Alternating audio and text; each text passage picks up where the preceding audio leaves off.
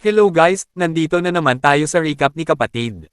Ngayon ay ikukwento ko ang isang donghua na sa tingin ko ay kasing ganda ng Slay the Gods na ginawa natin ng recap. Ang donghua na ipapaliwanag ko ngayon ay tinatawag na The First Order. Ito ay isang donghua na may post-apocalyptic na tema kung saan napipilitang mabuhay ang mga tao sa isang mundong naging magulo matapos ang isang napakalaking sakuna na hanggang ngayon ay hindi pa alam kung ano.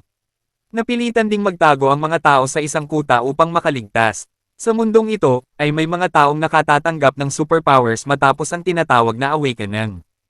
Ang kwento ay umiikot sa isang 18 anyos na binata na nagkaroon ng kakaibang superpower. Ang kapangyarihan niya ay nagbibigay sa kanya ng kakayahang magnakaw ng skills ng ibang tao ng random. Ang main character dito ay matalino pero minsan din ay nakakatawa at makulit, kaya mas nagiging masaya at exciting ang takbo ng kwento. Kaya huwag na tayong magtagal pa at simulan na natin ang kwento. Nagsisimula ang kwento sa lugar na tinatawag na Interior of the Wilderness, kung saan makikita natin ang isang lalaki sa loob ng kuweba na nag-uukit ng mga salita sa bato sa dingding. Nakalagay doon na nakakita sila ng kakaibang mga anino, at sa huli ay nawala ang lahat ng kasama niya. Ang mensaheng ito ay ang naging unang misteryong hindi pa nasosolusyonan sa kwento. Mula sa wilderness area, ay lumipat ang eksena sa paligid ng Fort 113, isang tuyot at malawak na disyerto. Makikita natin ang isang uwak na abala sa pagkain sa lupa. Mayroon ding koaling nakasandaw sa kahoy, isang bitag na ginawa ng lalaking nagngangalang Ren Xiaozo, ang bida ng kwentong ito. Sa mundong ito, ay sobrang bihira ang karne, pati karne ng uwak ay mahal sa merkado.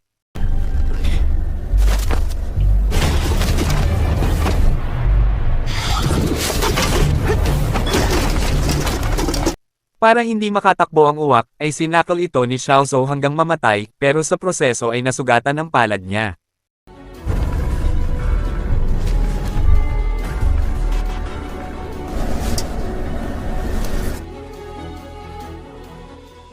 Pagkatapos makuha ang nahuli niya, ay biglang nakaramdam si Xiaozo ng napakatinding kirot sa ulo na parang may tumamang gintong kampana sa utak niya.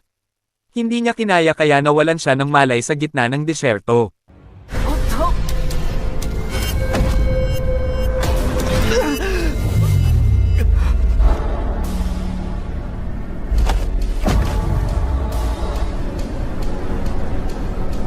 Pagmulat niya, ay nasa isang mahiwagang lugar siya na puno ng hamog.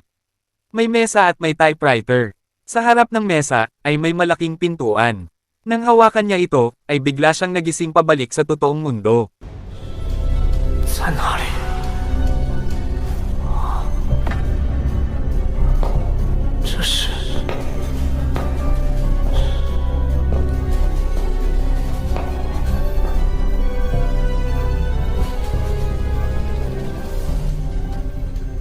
Umuulan noon ng asido nang pauwi siya, kaya ginamit niya ang kawali bilang payong.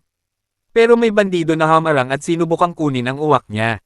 Ginamit ni Xiaozo ang kawali para takutin ito. Pagkatapos ay bigla siyang nakarinig ng boses na nagbigay sa kanya ng mission, ang ibigay ang nakuha niyang uwak sa bandido. Dahil sa pagkamausisa, ay sumunod siya. Pag-abot niya ng uwak, ay sinabi ng boses na tapos na ang mission at binigyan siya ng isang papel na nagbibigay sa kanya ng kakayahang matutunan ang skills ng ibang tao agad-agad. Pagkatapos ay kinuha ni Xiaozo pabalik ang uwak, ginagawa niya lang pala iyon para matapos ang mission, na nagpapakita kung gaano siya katalino. Sa Fort 113 nakatira si Ren Xiaozo kasama ang nakababatang kapatid niya, hindi sa loob ng ligtas na kuta kundi sa labas kasama ang mga mahihirap. May siga rin na naiinggit sa kanya dahil palagi siyang may nahuhuli na pagkain, pero umatras ito nang sabihan siyang huwag banggain si Xiaozo dahil kilala siyang may topak at mahirap pakisamahan. Nakasalubong rin niya si Miss Li Xiaoyo na nag-alala sa sugat niya. Sinabi rin niya na naghihintay ang kapatid ni Xiaozo sa bahay at inuubo ito buong araw. Pag-uwi niya, ay tiningnan niya ang kapatid niyang si Yan Luoyuan at sinigurong wala siyang lagnat. Hindi sila magkadugo, pero sobrang mahal siya ni Xiaozo. Si Yan Luo ay may wish type na kapangyarihan, kaya niyang magbigay ng mga kahilingan o sumpa, pero ang kapalit ay lagi siyang nasasaktan pagkatapos. Nagluto si Xiaozo ng sopas at ibinigay niya lahat ng laman sa kapatid niya, siya ay sabaw lang ang kinain.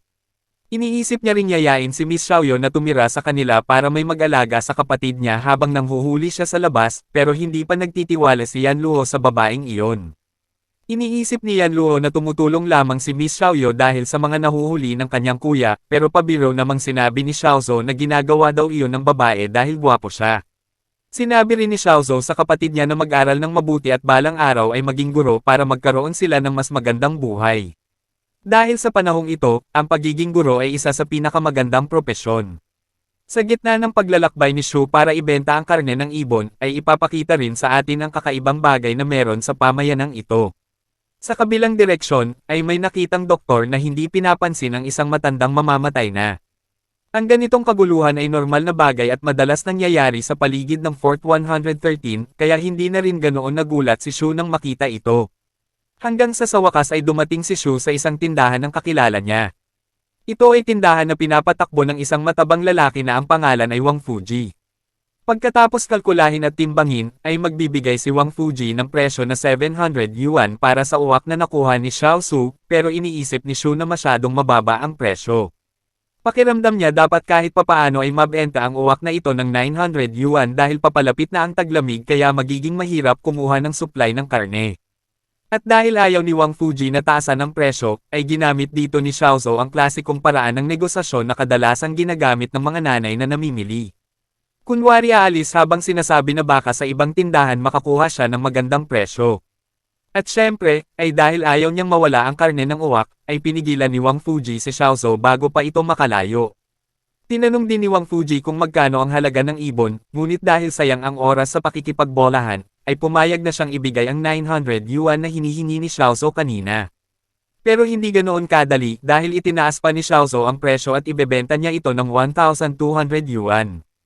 At sa huli, ay naibenta ang uwak sa 1,199 yuan dahil iyon lang ang pera ni Fuji.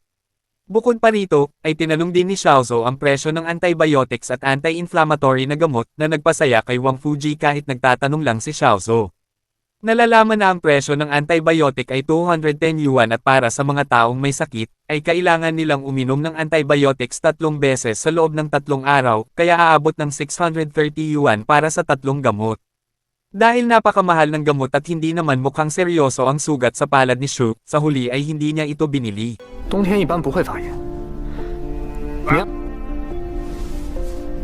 Sa kabilang banda naman, ay nakita rin ni Xiaozo ang mga nakasabit na cotton jackets na gamit para protektahan ang katawan sa taglamig at ang mga jacket ay binibente sa halagang 490 yuan. At dahil hindi na nanamantala si Wang Fuji sa bentahan ng jackets, ay wala ng tawaran. Sa huli, ay bumili si Shu ng isang jacket na ibibigay niya sa kapatid niya, at pati isang pirasong tinapay dahil hindi pa siya kumakain. Pagtingin sa labas ng tindahan, ay nag-isip si Xiaozo kung bakit ang daming mersenaryong nagtipon doon. Ipinaliwanag ni Fuji na may isang sikat na singer na nanggaling sa fort na ito at ang pangalan niya ay Luo Xinyo, kung saan si Luo Xinyo ay magsasagawa ng concert at ang susunod niyang destinasyon ay Fort 112. Para masigurong ligtas ang biyahe ng singer, ay kinuha ang mga mersenaryong ito. Bukod pa roon, ay nagtataka si Wang Fuji dahil pinili ng mga mersenaryo ang pinakamabilis na ruta para makarating sa Fort 112, dadaan sila sa ruta ng Jinsan Mountain kahit hindi gaanong pamilyar ang mga mersenaryo na nakatira sa fort na ito sa mapanganib na lugar na iyon.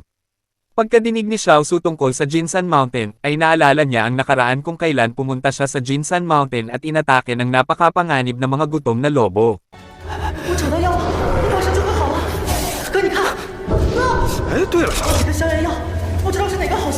Dito, si Wang Fuji na naalala rin na si Shu lang ang nag-iisang tao na nakaligtas pagkatapos harapin ang bangis ng Mount Jingsan, ay nagrekomenda kay Xiaozo na maging gabay ng mga mersenaryo.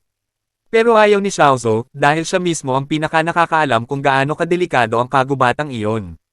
Para kumbansihin siya, ay sinabi rin ni Wang na kung madadala ni Xiaozo ang mga ito palabas ng Mount Jingsan, ay maaari siyang mabigyan ng pagkakataon na manirahan sa loob ng fortress at mabuhay ng maayos doon, isang bagay na nananatiling pangarap lamang para sa mga taong kagaya nila na nakatira sa gilid ng lipunan. Pero kahit napakaganda ng pagkakataong ito para kay Xiaozo, ay ayaw pa rin niyang pumunta at maging gabay nila, kaya umalis na siya sa tindahan habang kinakain ang brown bread. Sa gitna ng mga mersenaryong nakita ni Shu, ay na-distract siya nang makita niya ang isang babae na may suot na sombrero. Pagkatapos niya itong titigan ng matagal, ay saglit silang nagkatitigan. Ito na ba ang tinatawag na pag-ibig? Syempre hindi. Dito ay pakiramdam ni Xiaozo na ang babaeng ito ay ibang-iba kumpara sa ibang mersenaryo.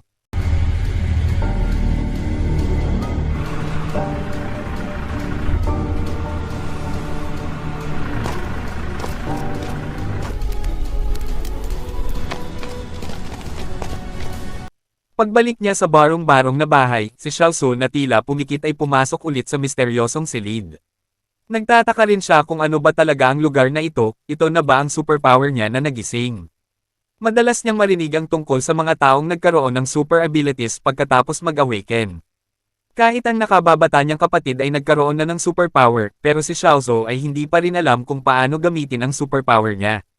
Sa tabi ng typewriter ay may isang papel lamang na nagsasabing pag-aralan ang isang basic skill, at walang nakalagay na proseso kung paano ito gagamitin. Kasabay nito, ay bumalik sa ulirat si Xiaozu nang marinig niya ang boses ni Wang Fuji na tila may dalang mga estranghero. Siyempre, ay galing ito sa loob ng Fortress 113 at nirerekomende ni Wang si Xiaozu bilang gabay para tumawid ng bundok. Habang naglalakad, ay patuloy na pinupuri ni Wang si Xiaozu dahil siya lang ang taong nakabalik mula sa Mount Jingsan ng buo, kaya siya raw ang pinakamainam na maging gabay nila. Kahit sinabi niyang si Xiaozu ang tamang tao, ay dati sinabi rin ni Wang na si Xiaozu ay may sakit sa pag-iisip. Doon napaisip ang lalaking galing sa loob ng pader kung ano ang ibig sabihin ni Wang Fuji. Ipinaliwanag ni Wang na wala iyon dahil ang sakit sa pag-iisip daw ni Xiaozu ay normal na pananakit lamang ng ulo na nakuha niya matapos siyang atakihin ng mga lobo, hindi raw ito magiging problema kapag naging gabay siya. Tinawag ni Wang si Xiaozu palabas ng bahay dahil may kagalang-galang na bisitang gustong makakita sa kanya. Pero biglang lumabas si Xiaozu na may dalang upuan at nagsabing congratulations dahil parehong ang mag-ama raw ay nakaligtas sa panganganak at ang sanggol ay tumitimbang ng 3 kilo. Sinabi din niya kay Wang na painumin ng gatas ang sanggol kahit na isa lang itong upuan guys.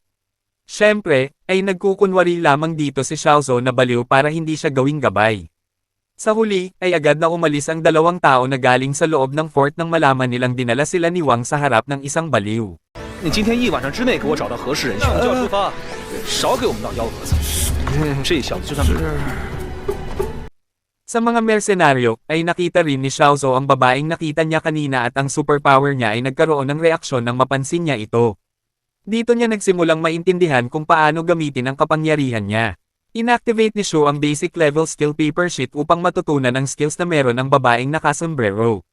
Sa proseso ng pagkatuto ng skill na ito, ay tila tumigil ang oras. Kasabay nito, ay lumitaw ang system screen na nagsasabing matututunan niya ang target skills ng random at sa ilang skills ng babaeng nakasombrero, ay nakuha ni Xiaozu ang firearm skill. At sa loob lamang ng maikling oras, ay nagkaroon siya ng kakayahan na gumamit ng baril sa advanced level. 已随机抽取对方的枪械技能。你已学会高级枪械精通。 Pagkatapos nito, ay bumalik sa normal ang oras. Si Xiaozu, na ngayon ay nagsisimula ng maramdaman na mas lumalakas siya, ay tinanong ang system kung anong level ng firearm skill na meron ang babae. Sumagot ang system na ang skill niya ay nasa perfect level. Habang patuloy na nakatingin si Shu sa babae, ay tinukso siya ni Liu Yuan na bihira lamang tumingin sa mga babae ang kanyang kuya. Kaya kung may gusto raw siya, ay handa si Liu Yuan na humanap ng magiging sister-in-law para sa kanya. Pagkatapos nilang bumalik sa bahay, ay nakita ni Liu Yuan na may 3 patatas at 3 antibiotic na nasa lamesa. Ipinapakita nito na ang nagbigay nito ay yung tao na nakakaalam na nasugatan si Xiaozu. Maliban sa kapatid niya, ang tanging taong nakakaalam sa sugat niya ay si Wang Fuji at si Miss Li Xiaoyu. At sa dalawa, ay pinakamalamang si Miss Li ang gumawa nito. Lubos ding sigurado si Liu Yuan na siya ang nagbigay dahil noong nakaraang taon, nang nagkaroon ng mataas na lagnat si Xiaozu sa loob ng ilang araw dahil sa pag-atake ng mga lobo, ay may tao na palihim na nagpadala ng gamot sa bahay na ito at malamang ang taong iyon ay nakatira malapit. Doon ay narinig nila ang boses ni Miss Li mula sa labas, kung saan nalaman na pinipilit siyang tumira sa iisang bubong ng siga na may suot na salamin. Dahil tuloy-tuloy siyang tumatanggi, ay nauwi iyon sa marahas na pamamaraan ng siga para makuha ang hindi niya makuha noon. Pagkarinig ng sigaw ni Li Xiaoyu, at bago pa man kumilos, ay nakatanggap pa uli dito si Shu ng isa pang mission na sinasabing tulungan ang babae. Ngunit kahit walang mission, ay tutulungan naman talaga ni Xiaozu ang taong tumulong na rin sa kanya. Si Xiaozu ay iniwan ng mga patatas na kakalabas lang sa pagbibake at agad na lumipat sa pakikipaglaban sa siga. Sa kanilang laban, ang pinakanakakagulat ay nang ginamit ni Xiaozu ang kanyang butong kutsilyo upang sirain ang kutsilyo ng siga na gawa sa metal.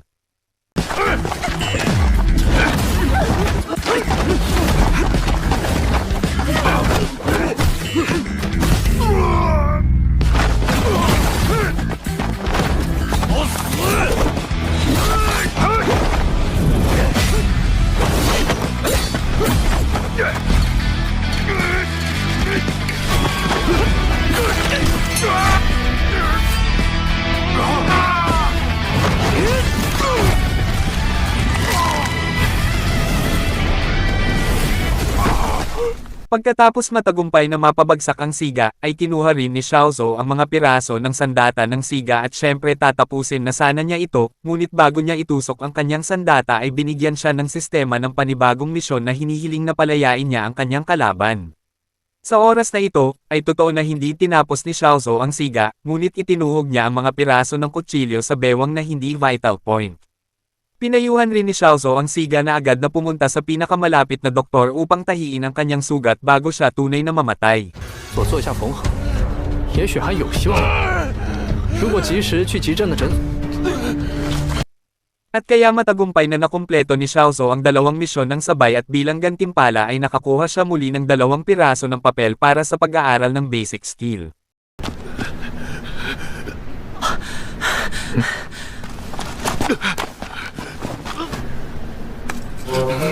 我都说别惹他了。 Upang palayasin ang mga tao, ay ibinaon ni Xiaozhou ang isang piraso ng kanyang butong kutsilyo sa lupa na nagpatakbo sa mga tao sa takot. Ilang sandali matapos umalis ang mga iyon, ay mas lalo pang hiniling ni Xiaozhou kay Miss Xiaoyu na tawagin siya kung sakaling may ganitong problema ulit. Bukod dito, ay ipinaliwanag din niya na bagamat siya ay talagang gwapo, sa kasamaang palad ay hindi siya maaaring mapasama kay Miss Xiaoyu. Ngunit dito rin agad nabasag ang puso ni Xiaozhou nang sabihin ni Miss Xiaoyu na itinuturing lang niya ang bida bilang nakababatang kapatid. 我只是拿你当弟。